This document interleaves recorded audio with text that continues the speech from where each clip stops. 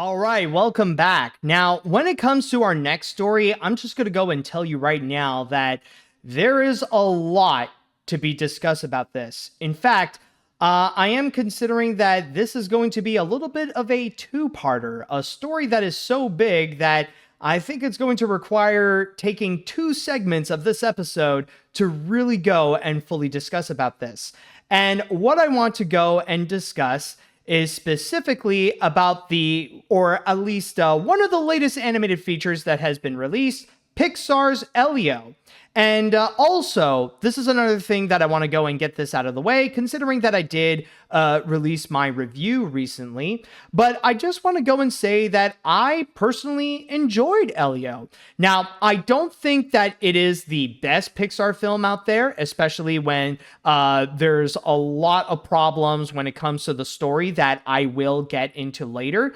But other than that, though, I think it is still very good. It is still very well made. And it has that great heart that we all know and love from Pixar. So personally, I enjoyed my time with Pixar's Elio, and I do hope that more people will eventually go see it, so that maybe one day it will have its following. Unfortunately, though, I don't think it's going to be happening anytime soon, because even though previously when I did talk about Elio, I was being more optimistic about it, hoping that maybe one day, maybe it will end up being like Elemental, where it could turn out to be a sleeper hit. But unfortunately, the chances of that happening are becoming less and less likely, and there's a stronger possibility that Disney and Pixar might end up taking the L on this, and Elio will unfortunately, or could unfortunately, end up becoming a box office bomb. If anything, if it wants to get a second chance, maybe it'll find it on Disney Plus, but that's going to be much later in the year. But with all said and done, this is not what I want to go and talk about. It's not about my thoughts on Elio, nor is it about how it's doing at the box office. It's specifically in regards to what happened during the production Elio, especially when it got into some hot water with this article right over here. This is from The Hollywood Reporter, called Inside Elio's Catastrophic Path: America Ferrera's Exit, Director Change, and Erasure of Queer Themes.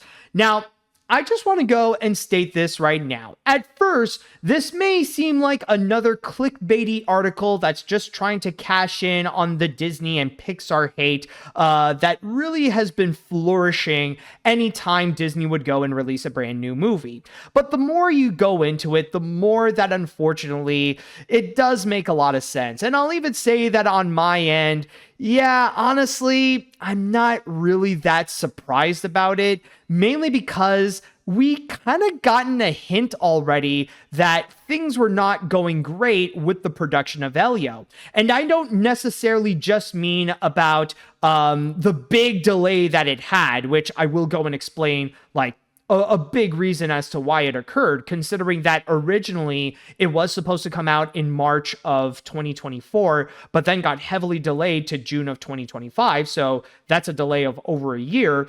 But also, you may remember last year when there was that IGN article in relation to Inside Out 2.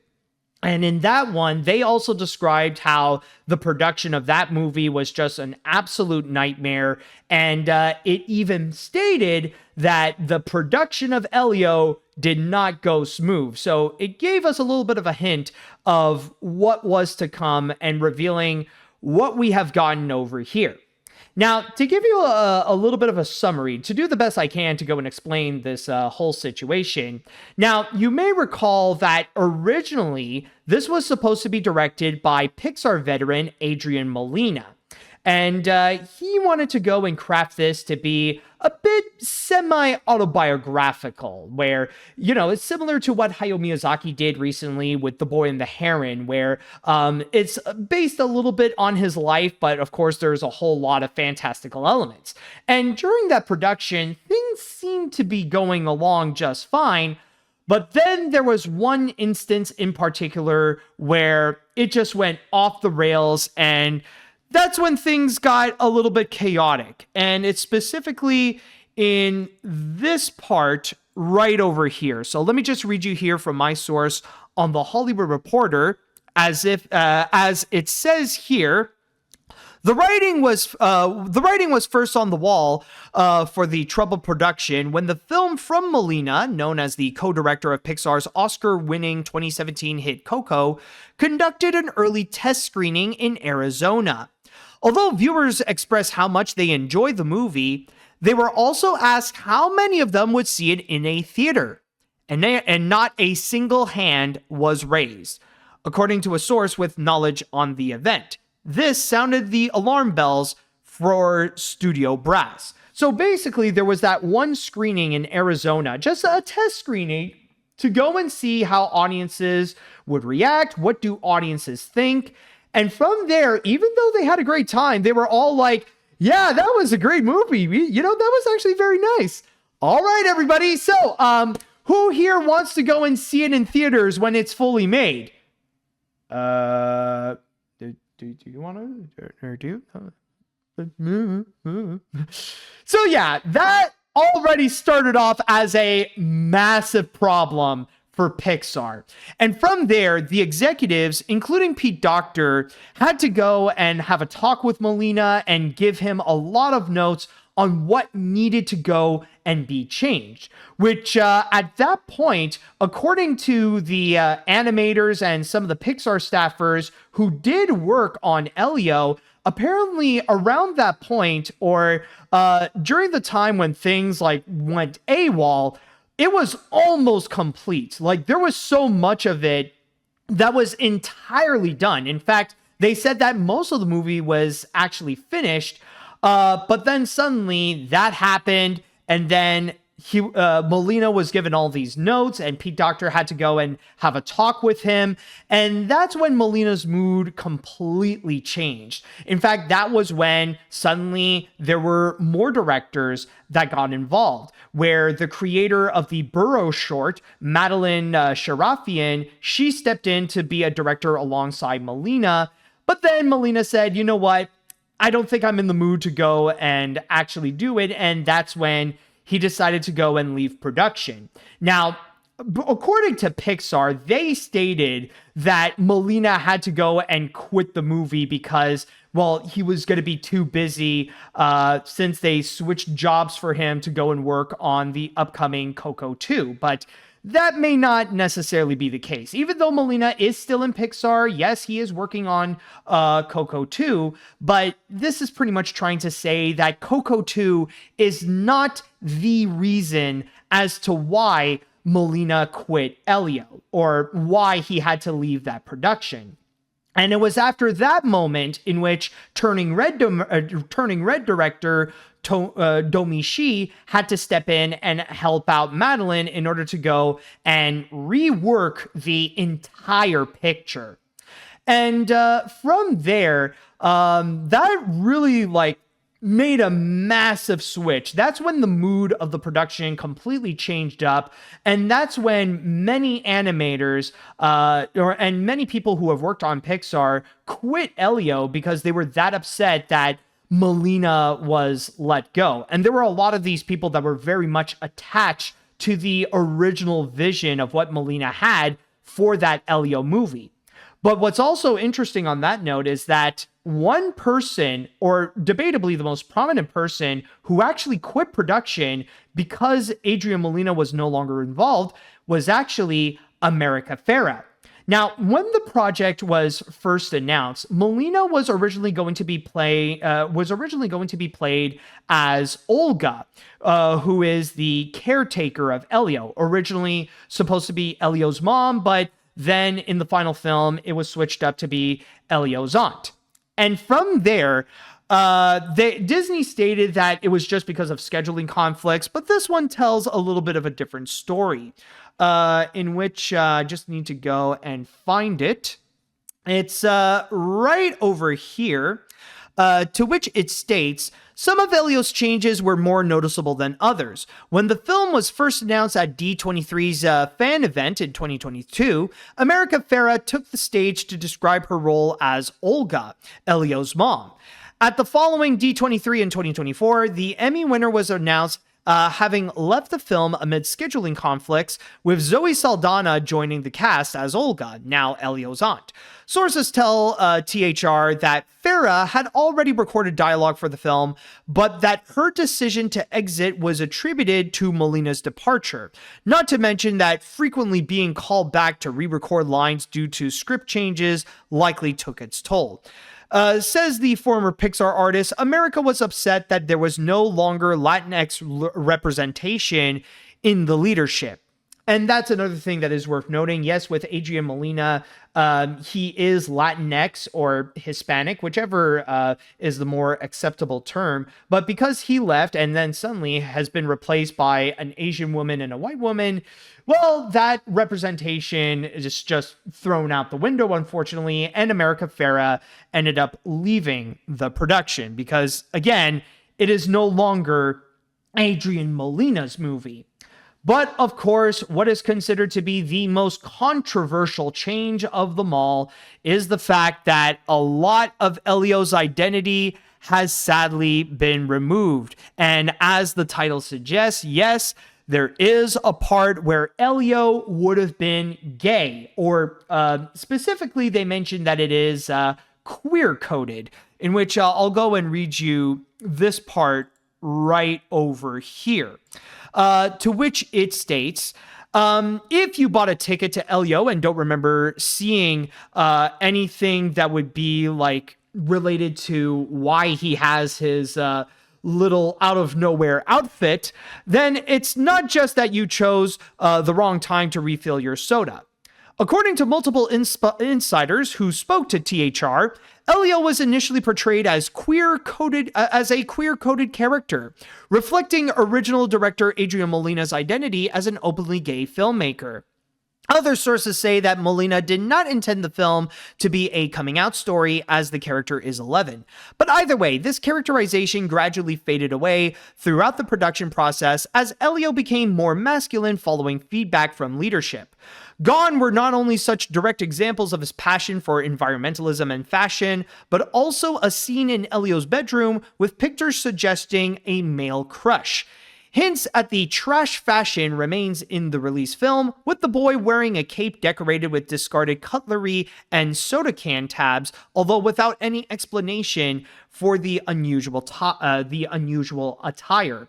And from there, we also got some other quotes coming from the people who did work on the project, in which we also got we got this one right over here, in which it states, I was deeply saddened and aggrieved by the changes that were made, says the former Pixar assistant editor Sarah Ligatich, who provided feedback during Elio's production as a member of the company's internal LGBTQ+ group Pix Pride. Although she praised Sharafian and she as filmmakers, Ligatich, sorry if it's a little bit hard to go and say her name, notes that a number of creatives working on the film stepped down after the directors shared their first cut of the movie. The exodus of talent after that cut was really indicative of how unhappy a lot of people were that they have changed and destroyed this beautiful work. Another Pixar source disputes that people stepped down in response to Molina's departure. Another went to go and state that it was pretty clear through the production of the first version of the film that studio leaders were constantly sanding down these moments in the film that alluded to Elio's sexuality of being queer. And there is another comment in which one person was very much upset and is angry at the final version of the picture, in which they state, suddenly, you remove this big key piece, which is all about identity, and Elio just becomes about totally nothing. The Elio that is in the theaters right now is far worse than Adrian Molina's best version of the original. In which another Pixar staffer went and commented, the character Elio was just so cute and so much fun and had so much personality, and now he feels much more generic to me. But there is one thing that I want to go and comment, by the way. There is something in the article. They actually mentioned something very interesting. Because I know at this point, some people are going to be like, well, there goes Disney again. More of their LGBTQ plus erasure and not actually caring about LGBTQ plus stories and having that kind of representation in their movies. Of course they would go and do that. But here's the thing, though. This might not necessarily be Disney's fault. At least in the article here, they're suggesting that this is directly Pixar's fault, in which I want to go and try to find that, because honestly, it's actually a very interesting piece. Where is it though? Where is it? Oh, okay, yeah, I found it. It's actually right over here. In which, oh boy, there we go. In which it states here, but did the decision to downplay Elio's queer themes actually come from the parent company? Insiders are not so sure. A lot of people like to blame Disney, but the call is coming from inside the house, says one of the artists. A lot of it is obeying an advanced behavior coming from the higher execs at Pixar. The person cites such examples as next year's animated feature Hoppers having to tone down themes of environmentalism, and also reveals that a movie in early development got a startling note. That director was told, "You can't have divorce in this movie," which is so wild. A different source with knowledge on the project downplays the notion of this representation, major meddling, and sees such suggestions as typical of any early development process, noting that there was no mandate prohibiting divorce. So the divorce thing, that's like a whole side issue, and some are saying that it might not be a big deal. But what's very interesting is that it's not necessarily Disney's call that that they would go and try to take down that representation. It might directly be from Pixar initially, because as some people in the chat wall I've seen that they've alluded that they were just so traumatized of the whole controversy with Lightyear, with that one little kiss that has occurred. So with all that said, I will say that, yeah, it is, as someone who did enjoy Elio and thought it was a pretty solid film, it is disappointing to hear this whole production mess that did occur. And honestly, I feel like it very much answered a lot of questions as to some of the problems in terms of the story with Elio.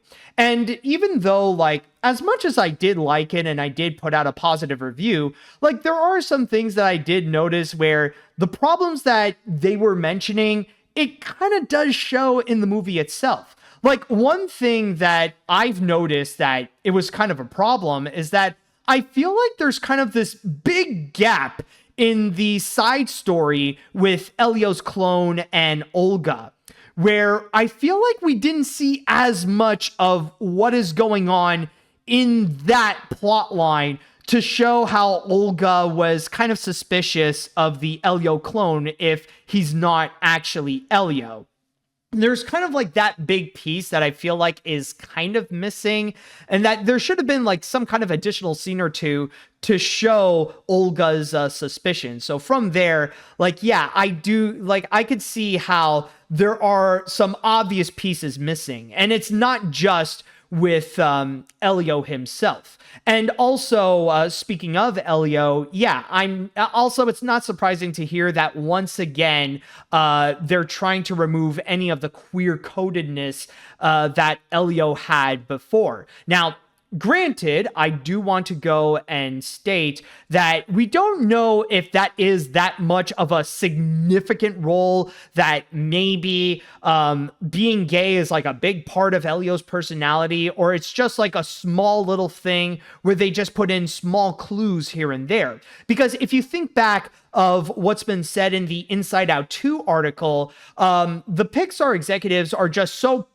they're just filled with paranoia in terms of any little hints of their characters being seen as gay, that they put in so much effort in Inside Out 2 to ensure that they say that Riley is not gay with anyone whatsoever. No, she has zero attraction to any girls. So I think it might be the same thing here, that there is a possibility that they want to make sure that there is no hints, there's no clues, there's no anything that would indicate that Elio might be gay or that he might be attracted to boys. Rather it be that little scene where they say that you see some pictures of cute boys that he might have a crush on, or even just his fashion sense, that he is more into fashion, which is often seen as feminine. So in terms of how much gay we would actually see in Elio, honestly, we don't know, but it doesn't really help Pixar's case that, once again, that they are doing more of queer. Well, I don't want to say queer because, like, some people do interpret that as a slur, but of LGBTQ plus erasure. And I mean, not to mention, like, not just with Inside Out 2, but then we also got the controversy with Win or Lose, where it was such a massive hoopla where they would go and say that they completely erased one character's trans identity, in which, if you actually did see the movie, there is a little bit of that is there, but it's not as obvious per se.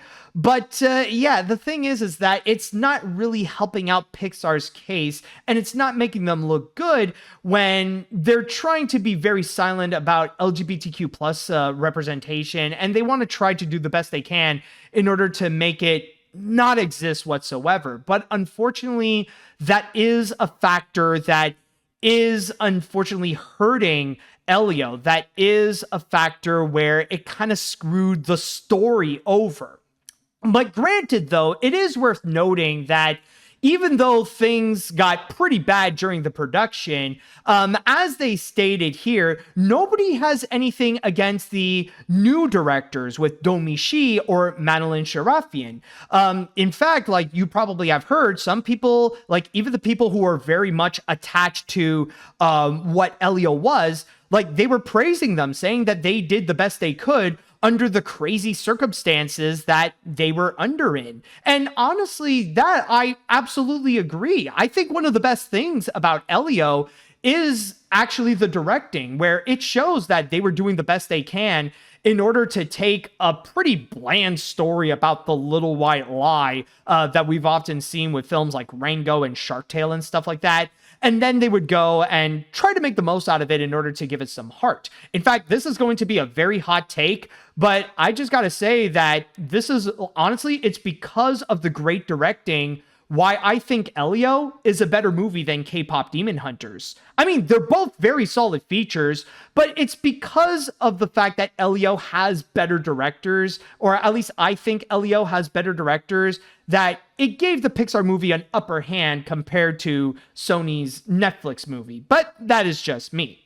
But still, though, there is one thing I do want to go and comment, however, is just the fact that there are people who would go and mention that Elio became a movie about nothing. And that is something that I just want to go and say that I disagree with. I mean, it's not about nothing, because in Elio, one thing that I really do love about it is that it's a movie about, are we alone? It's about that big question, not just in regards to, are there any aliens out there? Are we the only planet with living beings in this universe? You know, there is that big question, but at the same time, it's also looking internally about loneliness. And I think that's one of the things that really got to me, and honestly, why I really enjoyed this feature.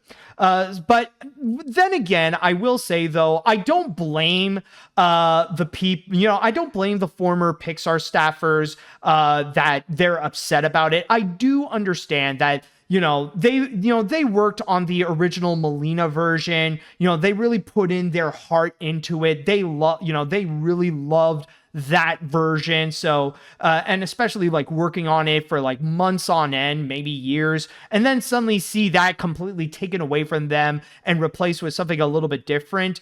I do understand why they are upset. Like, honestly, like, I disagree with the statement that it's about nothing, but I don't blame them for how they feel because of how they were attached to that original vision. Now, I'm just going to go and say this now. We're going to go onto a break just to go and refresh the ads.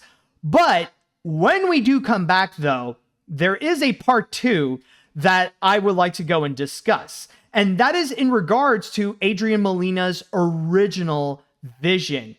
And I actually do have, now this doesn't necessarily represent everything of what could have been Elio, but this is a significant portion that I do want to show you, and we'll see for ourselves if this version, this Adrian Molina version of Elio, is actually better or not compared to what we have ultimately gotten. So stay tuned for that.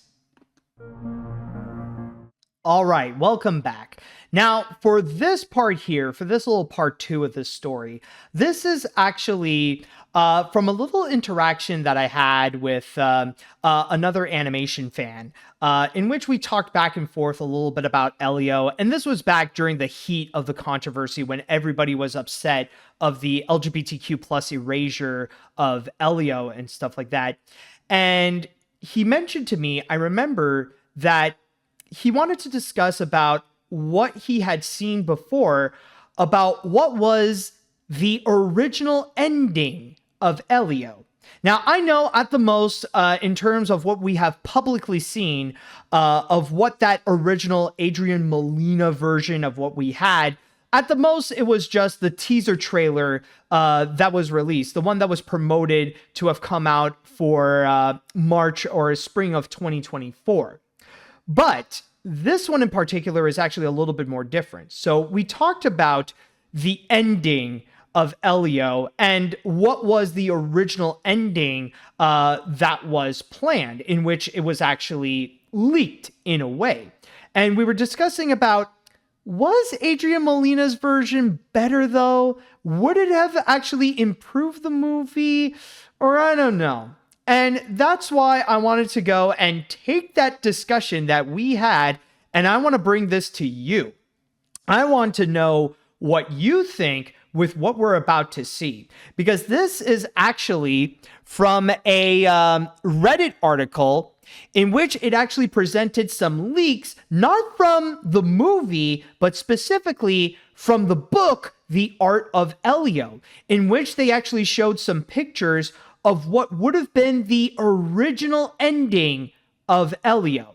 Now, there's going to be a lot to go and describe what's going on here. So allow me to go and present to you what we have with these pictures. Now, to give you some context, if you have seen Elio, then you probably recall that a way to go and actually explain how no one would be the wiser on Elio being outside of Earth and having his little space adventure with Glorden and the other aliens is that he would go and create a clone of himself, and he would send that clone down to Earth so that he could fool everybody else, including his Aunt Olga, while he's doing his own thing in space. But where things are different is what happens on Earth with the Elio clone, or as this actually describes here, the other Elio. Because in the Adrian Molina version, the Elio clone would eventually become the villain, or at least become the villain during the climax. Because where it becomes different is how the Elio clone behaves in the military camp that that Olga would go and send him to. And from there, of course, he would do the best he can in order to be, the best in his class or the best amongst his peers and stuff like that. He would get like a whole bunch of different badges, and that he would make sure everything is organized. He would present himself as the ideal student. But over time, however, socially, it would just not be great. He would be very much overwhelmed with the kind of emotions that he would be getting. And soon, the clone version would just evolve more as a monster. He would just become monstrous and he would just be destroying the camp and just be ready to go and destroy the world because of how he's just overwhelmed by emotions. And in this page here, there is a little bit of a description in which I'll just go and quickly read you here, in which it states, Elio's alien twin, Other Elio, transforms into a monster at the end of the film. In the reels, this sequence was consistently the most emotional moment for me. The transformation happens because Other Elio is feeling scared and confused. These are strong emotions for anyone, but even more so for a young person. I really wanted whatever Elio was going to transform into feel like a direct symbol of what he was feeling. The design came from trying to find a thing that could be just as flexible, fluid, and strong as our emotions can be. And this is from Matt Nolte, Titletic. I don't know how to say that, honestly. But yeah, that is a quote from Matt Nolte. So as you could see, this is where Elio, during the climax, the Elio clone would suddenly become a monster and would just be ravaging all around the camp. So the climax would actually be occurring on Earth instead of the communiverse. And we also got this section here where we do see some storyboards, and this is from the medal ceremony, where this was supposed to be Alien Elio's big moment, but because he was just so overwhelmed by emotions, we see that the real Elio does come back to try to solve this entire situation. And as we see this evil Elio just on this rampage, just destroying trees, just destroying everything, the way that the real Elio would try to go and confront the situation is by giving him a hug. To go and give the Elio clone a hug to say that everything is okay. And this would be like the big moment where we see the two Elios giving each other a hug, which is very much a symbolism of self-acceptance. And from there, Elio has saved the world and has saved everyone who was there. Now, that was the original ending that was planned for Elio. And probably this was Adrian Molina's original version of what they wanted to do at the end. And I'll just go and say right now that, yes, a lot of people are pretty much mentioning and making a lot of comparisons. One that is very much obvious is in relation to Steven Universe. And I actually, yeah, and some people are even mentioning the ending of Nimona, but I feel like Steven Universe is actually a more direct comparison because I actually do have that clip. So if we could just go and keep that ending in mind, and let's just go and see the clip of Steven Universe that is very similar.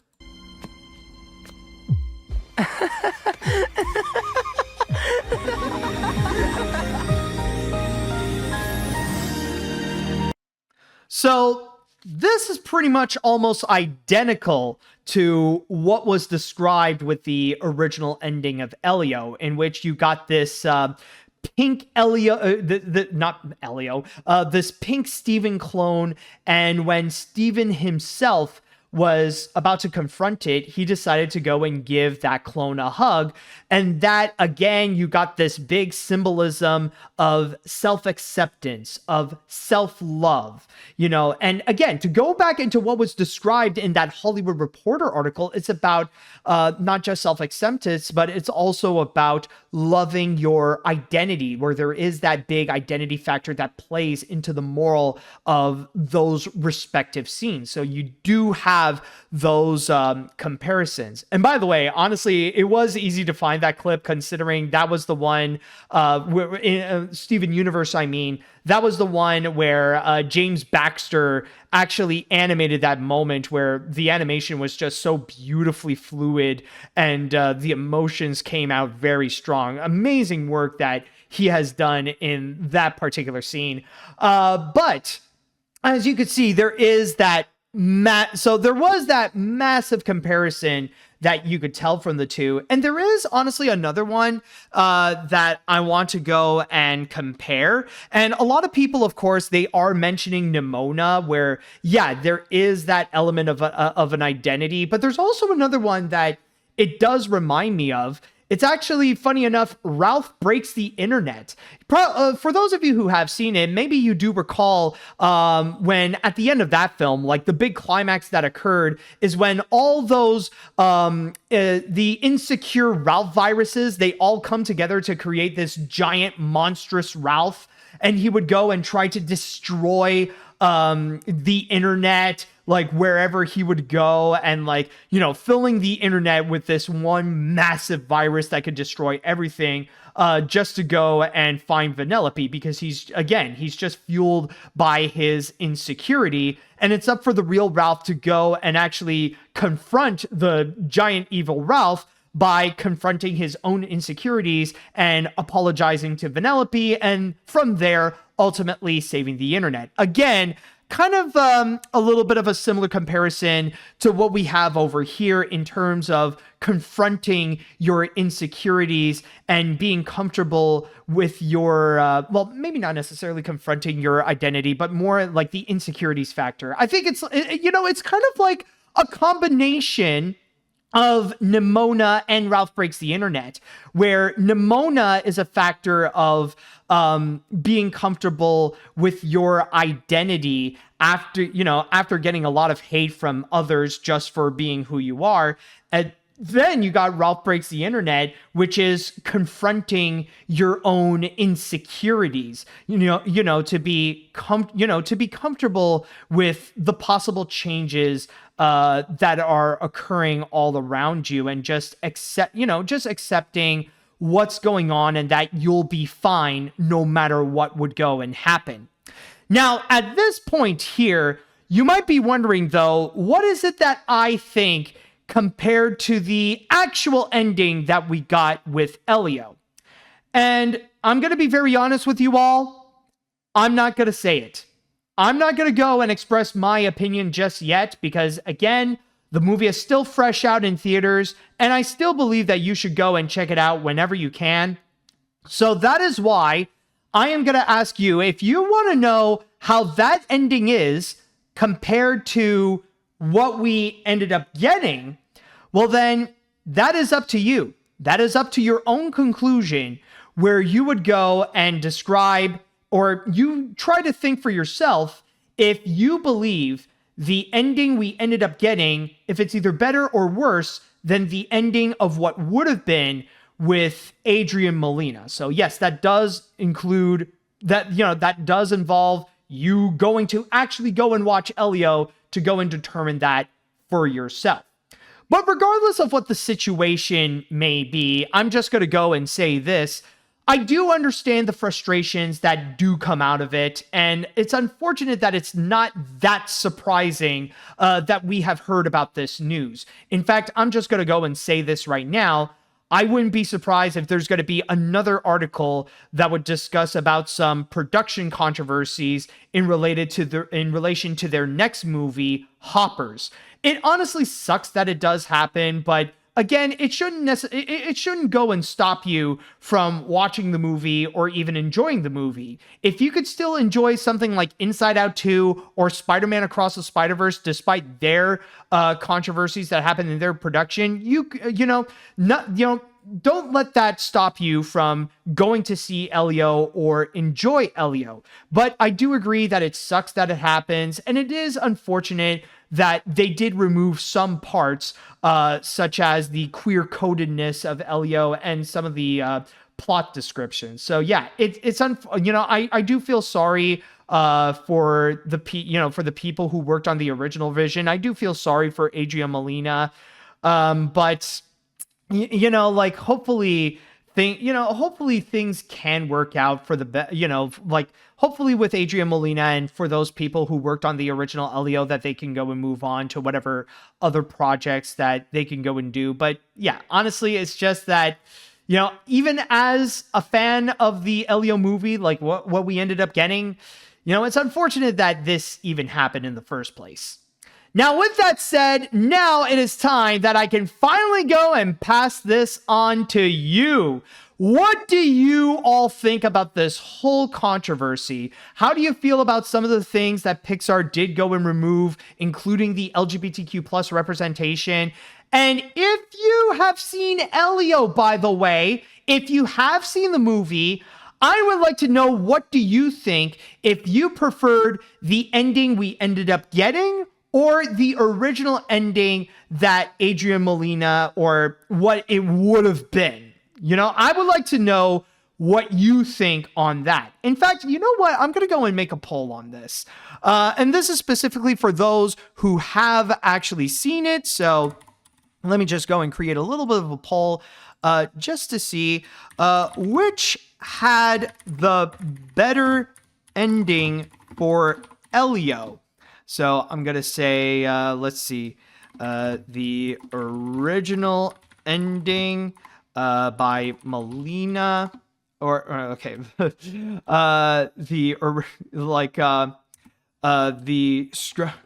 actually, let me go and write the deleted original. Hold on a sec, just need to write that correctly. Or in the action, or the final movie. There we go. So let's go and put that poll up and let's see what you have to say about this. Okay. I enjoyed Elio, but I wasn't expecting the production trouble on the film to be quite bad. When they first delayed it back in 2023, I first thought that Pixar didn't like the third act and want to change it, but I wasn't expecting this. Part of me would like to see the original cut of Elio to see which is best.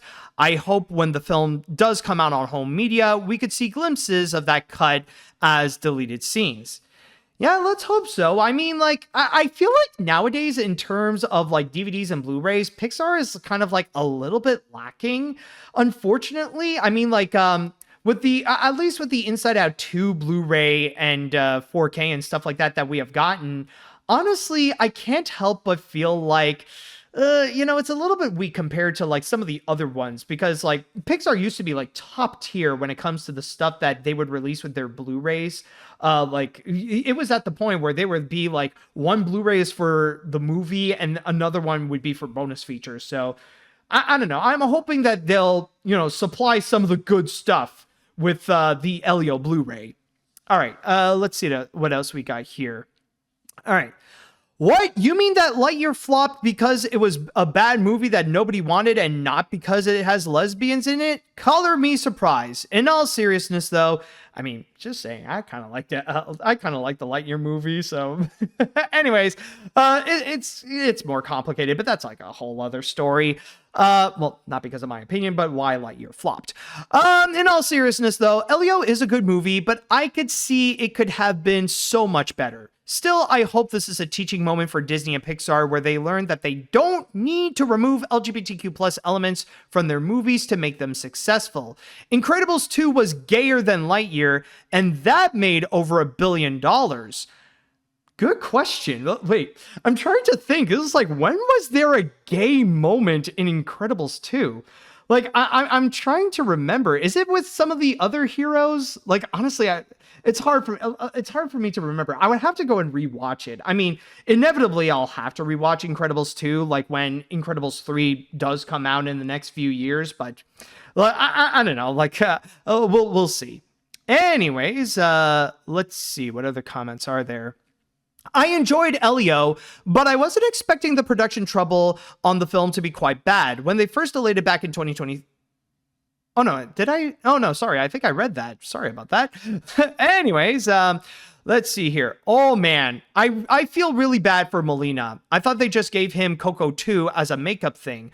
I like Elio, and I feel bad for Molina. Never got to finish his movie, and they had to start all over. I feel like a more hurtful version of the Spider-Verse, though I know right-wing grifters will take this as a win because of the gay Mexican man isn't making a child gay, and some grooming the kids and blah, blah, blah.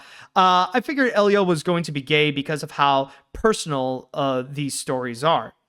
Yeah, honestly, it is unfortunate. But I will say, just on a side note, we did get a result on the poll, and very surprisingly, those of you who have voted, 88% have said that in the final movie, what we have actually gotten is actually a better ending than what was the original version that Molina may have intended. So that is actually some very interesting results right there, not gonna lie. All right, so let's see here. Unfortunately, it seems like self-censorship is becoming an even bigger problem than before, especially with Trump becoming even more senile than before.